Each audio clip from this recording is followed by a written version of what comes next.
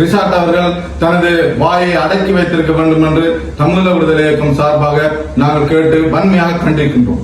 மன்னார் மாவட்டத்தைச் சேர்ந்த ஒரு பாராளுமன்ற உறுப்பினர் ரிஷாட் பதுதீன் அவர்கள் சொல்கின்றார், குர்பான் கொடுப்பதற்காக எமது அரியந்தன் ஐயா அவர்களை இந்த தேர்தலை போட்டியிட வைத்திருக்கின்றார்கள் என்று. அவர் எமது தமிழ் மக்களை குர்பான் கொடுத்து கொடுத்து கொடுத்து தனது இனத்திற்காக சலுகைகளை பெற்று சிங்கள இனவாதிகளுடன் இணைந்து எமது இனத்திற்கு எவ்வாறான துரோகங்களை இழைத்திருக்கின்றார் என்று உங்கள் அனைவருக்கும் தெரியும். மன்னாரிலே வள கொள்ளை போவதற்கு முக்கியமான காரணமாக இருப்பது ரிஷாட் பதுதீன். உதாரணமாக டைட்டானியம் போன்ற கனிய வளங்களை இன்று அவர்கள் அள்ளிச் செல்வதற்கு காரணமும் இந்த ரிஷாட் பதுதீன். அவ்வாறான தேவைகளை தனது மக்களுக்காகவும் தனது சுய தேவைக்காகவும் தான் நிறைவேற்றிக் கொள்ள வேண்டும் என்பதற்காக இனவாதிகளுடன் இணைந்து தேர்தலில் ஈடுபட்டு தான் போட்டியிட்டு வெற்றி பெற வேண்டும், தான் நினைக்கும் காரியங்களை சாதிக்க வேண்டும் என்பதற்காக அவர் எமது இனத்தின் உரிமைகளுக்காக நாங்கள் போட்டியிடும் எமது வேட்பாளரை கேவலமாக கலந்து கொண்டிருக்கின்றார். வணக்கம். இப்பொழுது நாங்கள் மன்னார் மாவட்டத்திலே இன்று நாங்கள் நமக்காக நாம் அந்த தேர்தல் பிரச்சாரத்தை யாழ் மாவட்டத்தில் இருக்கக்கூடிய பரிகண்டியிலே ஆரம்பித்து யாழ் மாவட்டம், கிளிநொச்சி மாவட்டம், முல்லைத்தீவு மாவட்டம் ஊடாக இப்பொழுது நாங்கள் மன்னார் மாவட்டத்துக்கு வந்திருக்கின்றோம். இப்பொழுது மன்னார் மாவட்டத்திலே நாங்கள் அந்த தேர்தல் பிரச்சார பணிகளை மேற்கொண்டு சிலரை சந்தித்துவிட்டு இந்த ஊடக சந்திப்பில் நாங்கள் ஈடுபட்டுக் கொண்டிருக்கின்றோம்.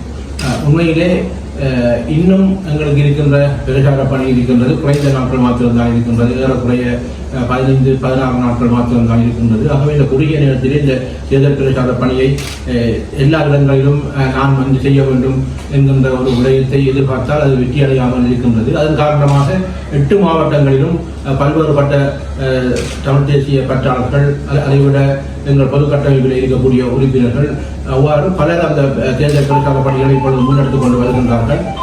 அந்த விதத்திலே இப்பொழுது நாங்களும் இப்பொழுது இந்த தேர்தல் பிரச்சார பணியை தெளிவாகவும் சிறப்பாகவும் செய்ய வேண்டும் என்பதற்காக தொடர்ச்சியாக செய்து கொண்டிருக்கின்றோம். இருந்தது அந்த எஸ்டிவி செல்வநாயகம் ஐயா இருந்த நேரம் இருக்கிறது. எல்லாம் செத்து சாலைக்கு நாளே முடியும். அது சிவிக்கு சிவஞானம் கொஞ்சம் நல்லா யோசிப்பான்னு பார்த்தா அவருடைய தான் நிற்கிறாரு. மாவேசி நாராயணா பொய்க்கு மேல பொய் சொல்றாரு.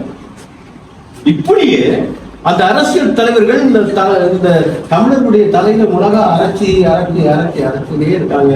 நாங்கள் மண்டையை கொடுத்துட்டே இருக்கோம். அது வேண்டாம், அதோட நிறுத்துவாங்க. இது இன்னையோட நிறுத்திக்கங்க. 21ஆம் தேதி நீங்க சொல்லுங்க, வீட்டுல போய் சொல்லுங்க, ஐயல்ல சொல்லுங்க.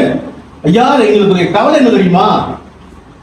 ஐயாவுக்கு நான் சொல்றேன், மன்னார் மாவட்டம் இந்த தேர்தலில் பிரச்சாரம் செய்வதற்காக, மக்களை ஒன்றிணைப்பதற்காக இந்த பொது கட்டமைப்பாக முன்னெடுப்பு மிக குறைவாக இருந்தது